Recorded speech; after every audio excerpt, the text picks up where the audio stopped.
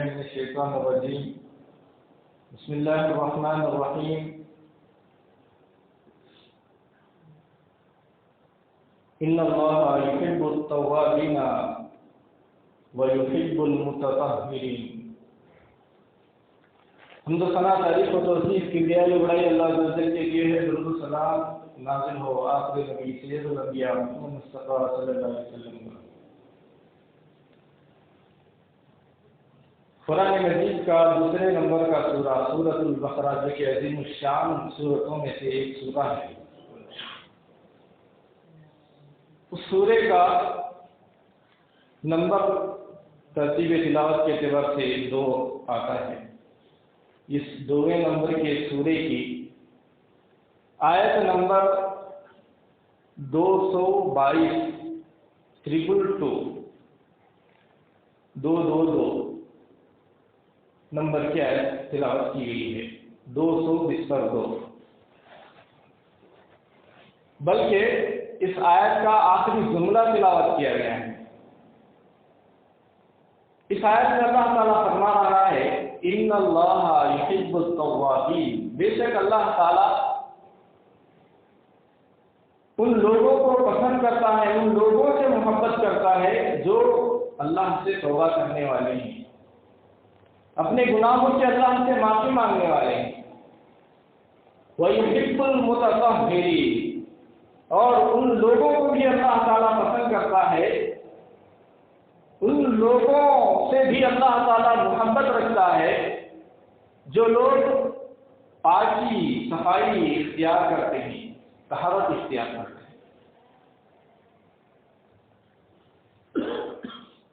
اس حدیث سے، اس آیت کے ٹکڑے سے اور اس کے ترجمے سے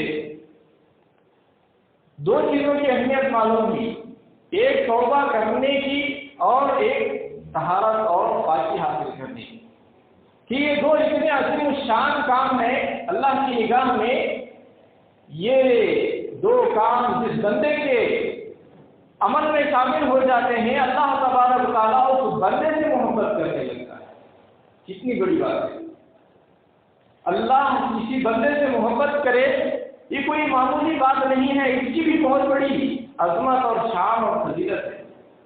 بخاری مسلم کی حدیث میں اللہ کے رسول صلی اللہ علیہ وسلم نے فرمایا، بندہ سے جب اللہ محبت کرتا ہے تو جبریل سے آسمانوں میں آواز دے کر کے پکار کر کے کہتا ہے، اے جبریل۔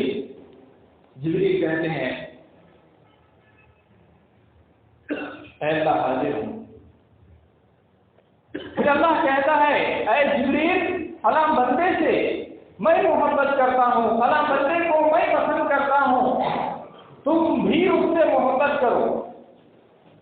تو جبریل اس سے محبت کرنے لگتے ہیں، اور جبریل بھی آسمان کے تمام فرشتوں میں منادی کرتے ہیں، یعنی پکار لگاتے ہیں، اے آسمان کے سارے فرشتوں، آگاہ ہو جاؤ، خبردار ہو جاؤ، فلاں بندے سے اللہ محبت کرتا ہے، میں بھی اس سے محبت کرتا ہوں، تم لوگ بھی، تم آسمان کے سارے فرشتے بھی سن لو کہ تم بھی اس سے محبت کرو۔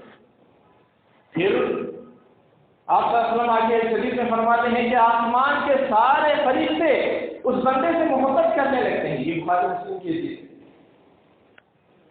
آگے آپ کا فرماتے ہیں کہ یہ محبت کہ جس سے اللہ محبت کر رہا ہے، اس سے جبریل محبت کرنے لگ گئے، آسمان کے فرشتے محبت کرنے لگ گئے، یہ محبت پھر وہیں تک محدود نہیں رہ جاتی، وہیں تک ختم نہیں ہو جاتی۔ آگے آپ صلی اللہ علیہ وسلم نے فرمایا اس حدیث میں کہ دنیا کے اندر بھی لوگوں کے دلوں میں بھی وہ محبت ڈال دی جاتی ہے اس بندے کی تعلق سے۔ کس بندے کی تعلق سے؟ جس بندے سے اللہ محبت کر رہا ہے۔ آج کون نہیں چاہتا کہ لوگ مجھ سے محبت کریں، لوگ مجھے چاہنے لگیں، لوگ مجھے پسند کرنے لگیں، پسند کرنے کے لگیں۔ اس تمنا اور آرزو میں لوگ کیا کیا نہیں کرتے، عجیب عجیب طرح کے اسٹائل مارتے ہیں، ریاکاری والے کام کرتے ہیں، شان پسند جتا لینے اور لوگوں میں اچھا بننے کے لیے فضول خرچیاں کرتے ہیں، لیکن پھر بھی ان کی محبت لوگوں کی حاصل نہیں ہوتی۔ کیوں؟ اللہ تبارک و تعالیٰ اس بندے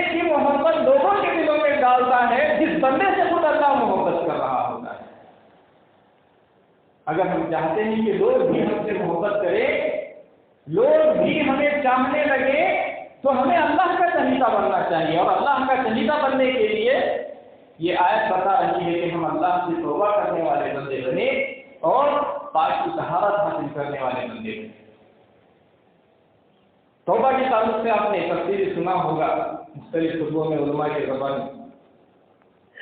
آج مختصراً طہارت کے تعلق سے روشنی ڈالنا چاہتا ہوں، کچھ باتیں رکھنا چاہتا ہوں.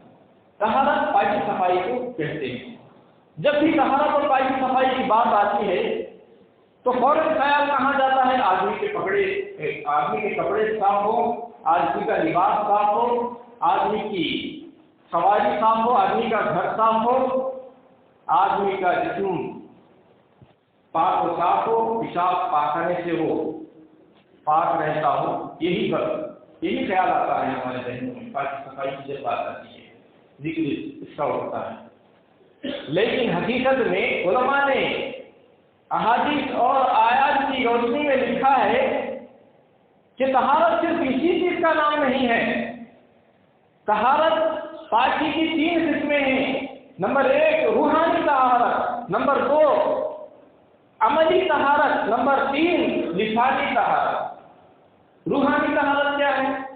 روحانی طہارت یہ ہے کہ انسان اپنے دل کو برے خیالات سے، بری چیزوں سے پاک کر لے. کیا ہے بری چیزیں؟ دل کی حسد، کینہ، بغض، دوسروں کے تعلق سے نفرت، دوسروں کے تعلق سے غصہ، یہ چیزوں سے تکبر، شرکیہ خیالات، غیر اللہ کی اللہ سے زیادہ عظمت، یہ ساری چیزوں کو دل سے نکال دے اور ان کی جگہ اللہ کی عظمت بٹھا لے، توحید کی عظمت بٹھا لے، لوگوں کے تعلق سے محبت کے جذبات بٹھا لے، تکبر کے بجائے تواضع، خاکساری اپنے دل میں بٹھا لے، کینہ کے بجائے پیار و محبت، دوسروں کی خیر خواہی کے جذبات اور خواہشات اپنے دل میں لائے. یہ روحانی اور دل کی طہارت ہے. دوسری طہارت عملی طہارت ہے. عملی طہارت کیا ہے؟ آدمی حرام لقمے سے پرہیز کرے، حرام کمائی سے پرہیز کرے، جھوٹ سے پرہیز کرے، زنا سے پرہیز کرے، رشوت سے پرہیز کرے، گندی چیزوں سے پرہیز کرے، شراب نوشی سے پرہیز کرے، فلمیں دیکھنے سے، ناچ گانے دیکھنے سے پرہیز کرے، فضول ہستیاں کرنے سے پرہیز کرے. یہ عملی طہارت ہے. اور نمازوں کی پابندی کرے، روزہ رکھے، صدقہ خیرات کرے، حلال کمائی کمائے، اپنے پیٹ کو حرام سے بچائے اور اپنے پیٹ میں حلال لقمے ڈالے، اپنے جسم کو حلال کمائی سے پالے. یہ جسمانی اور بدنی طہارت ہے. دوسری قسم ہوگی. پہلی طہارت روحانی طہارت، دوسری طہارت بدنی اور عملی طہارت، تیسری طہارت لسانی طہارت یعنی زبان کی طہارت. زبان کو بھی پاک رکھنا ضروری ہے. جو انسان زبان کو پاک نہیں رکھے گا وہ بھی جہنم کو جائے گا. جو انسان اپنے بدن کو پاک نہیں رکھے گا وہ بھی جہنم کو جائے گا. جو آدمی اپنے عملی زندگی میں برے اعمال سے اپنے آپ کو پاک نہیں رکھے گا وہ بھی جہنم کو جائے گا. لسانی طہارت یہ ہے کہ آدمی زبان سے بری باتیں نہ نکالے، شرکیہ الفاظ نہ کہے، بری بات کا حکم نہ دے، نیکی سے نہ روکے، غیبت نہ کرے، چغلی نہ کرے، جھوٹ نہ بولے، گالی گلوچ نہ کرے، اچھی بات کہے، اچھے اخلاق سے پیش آئے، اللہ کا کثرت سے زبان سے ذکر کرتا رہے، استغفار کرتا رہے. یہ سب کیا ہے؟ لسانی طہارت. اگر ہم چاہتے ہیں کہ ہم اللہ کے محبوب بندے بنے اور لوگ بھی ہم کو محبوب رکھیں، لوگ بھی ہم کو چاہنے والے بنے، لوگوں میں ہم چہیتے بنے، اگر ہم یہ چاہتے ہیں تو ہمیں پہلے اللہ کو راضی کرنا ہوگا. اور اللہ ان لوگوں سے راضی ہوتا ہے جو اپنے گناہوں سے کثرت سے استغفار کرنے والے ہوں گے اور طہارت اختیار کرنے والے ہوں گے. اسی لیے طہارت کے مفہوم میں یہ ساری چیزیں آتی ہیں، بلکہ پورا اسلام آ جاتا ہے. پوری برائیوں سے بچنا اور پورے اچھائیوں کو حق المحدود اختیار کرنا، یہ سارا اسلام طہارت میں آ جاتا ہے. اسی لیے کہا گیا حدیث کے اندر بخاری مسلم کی کہ الطہور شطر الایمان، پاکی طہارت آدھا ایمان ہے. ایسے ہی نہیں کہہ دیا گیا پاکی طہارت کوئی آدھا ایمان. پاکی طہارت کا مفہوم بہت وسیع ہے، لمبا چوڑا ہے، اسی لیے کہا گیا کہ اس کو آدھا ایمان ہے. اتنا بڑا درجہ ہے اسلام کے اندر. اللہ تعالیٰ سے دعا ہے ان باتوں پر کیا کی فراہمی کو سمجھنے کی توفیق عطا فرما، پاکی اور طہارت کے مفہوم کو سمجھنے کی توفیق عطا فرما، اور ہمیں کثرت سے توبہ کرنے والے اور پاک و طاہر انسان ہونے والا آمین یا رب العالمین.